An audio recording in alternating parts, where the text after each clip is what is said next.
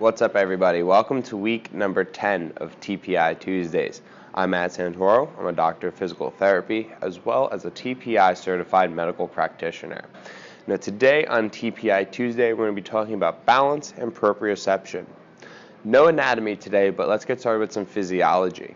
There are three different centers of the body that contribute to balance and proprioception. We have the eyes, the muscles in the joints, which we're going to group together, and then the inner ear. So the eyes, it's estimated that 1/2 to 2/3 of the brain is devoted to processing visual information. Now what happens is as we have our eyes open, the signal goes from the eyes into the back of the brain where that information gets processed at the occipital lobe. Then that information gets spread forward through the rest of the brain that helps to add messages, add context, and give the rest of the body information about what's coming up that we're seeing. Now the muscles and the joints, or the proprioceptors, work to tell the body where they are in space. So if we were to take our hand and put it behind our head, do we really know that it's there? And obviously the answer is yes. And that's because the proprioceptors tell the brain, well, we've lifted the hand up, we've moved it behind us, and it's there. It's still connected to the rest of the body. Now, while we're up and while we're on our feet, we get those same signals just coming up from the feet rather than from the hands. So as we take a step, the body and the brain get information from the ground saying, we've hit the heel first, now we're rocking forward, now we're moving on to the toe, so let's bring the next leg up and move it forward. And lastly, the inner ear. The inner ear has 3 semicircular canals, which are loops, which are filled with a fluid and that moves hair cells inside the ear. And those hair cells tell the body where the head is. So if we were to lean to the left side, we get a different message compared to leaning to the right side or leaning forward. Now, this happens as a continuum. It's not just once we hit a position, now we get a signal. It's as we move, the signal continues to change, and there's communication happening with the brain constantly. In the TPI screen, we're going to see balance and proprioception working in all of our major tests, but we're really just going to focus on it with the single leg balance test. It's going to tell us how good our golfer's balance is with the eyes open and with the eyes closed.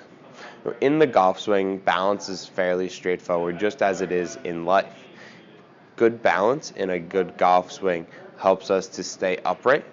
It tells the brain where the body is in space, and it contributes to a good weight shift.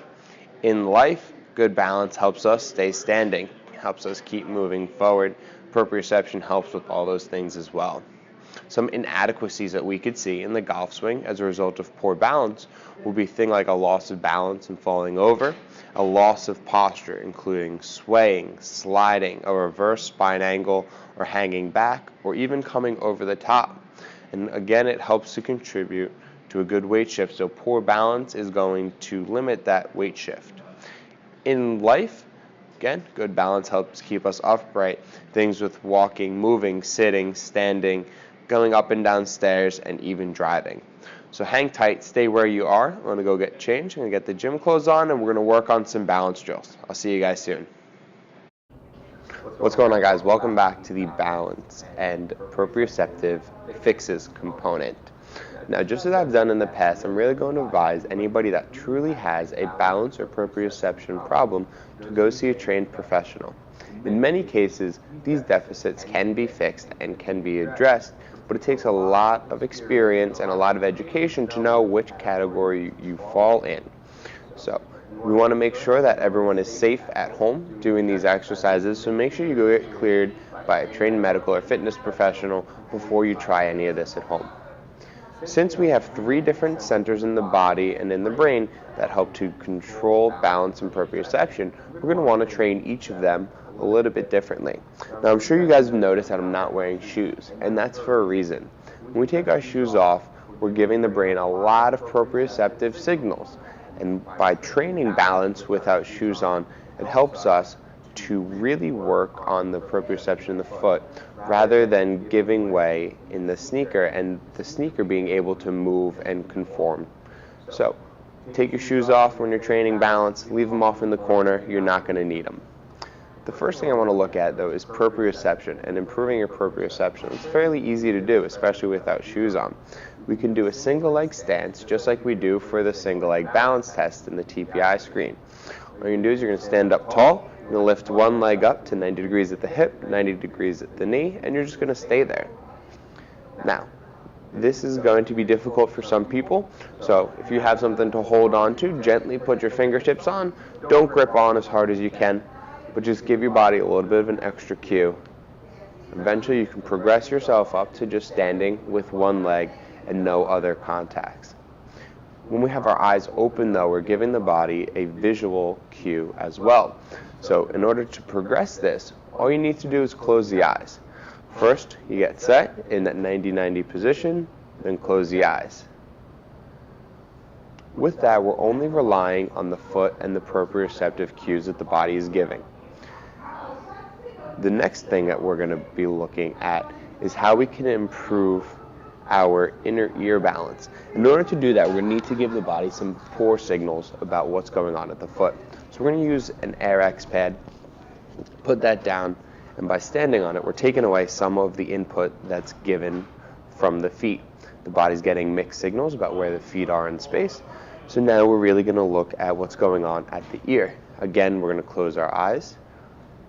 And now we're only relying on those semicircular canals. What we could do to progress that is either stand on one foot, it's going to change the requirements a little bit more, or we can just move our head with our eyes closed. This is going to change the position of that gel matrix and change the signals that those little hair cells are getting. So close the eyes, look left to right, then look up and down, and then repeat that. So those are two things that you guys can do at home to work on your balance. Give them a shot as long as it's safe. If you have somebody that can stand with you and spot you, that's even better, just to make sure that you're not going to fall and you're not going to get injured. If you guys have any questions, you can leave a comment down below. As always, we'll get back to you as soon as we can, or give us a call. Our phone number is 732-720-2566. I'll see you guys next week on TPI Tuesday.